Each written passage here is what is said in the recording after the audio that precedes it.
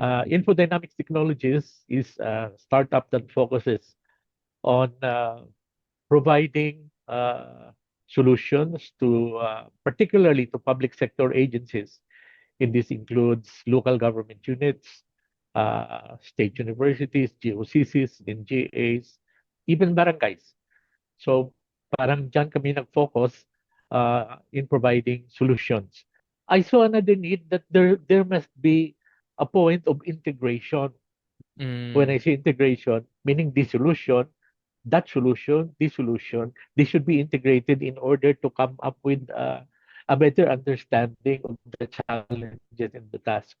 Not just na one task, one solution, tapos na, no.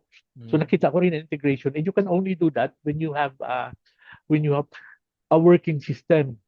I Mm. also saw the need. Other observations, if you may, nakita ko rin na generally, siguro at that time, running about 95% to almost 98% are manual.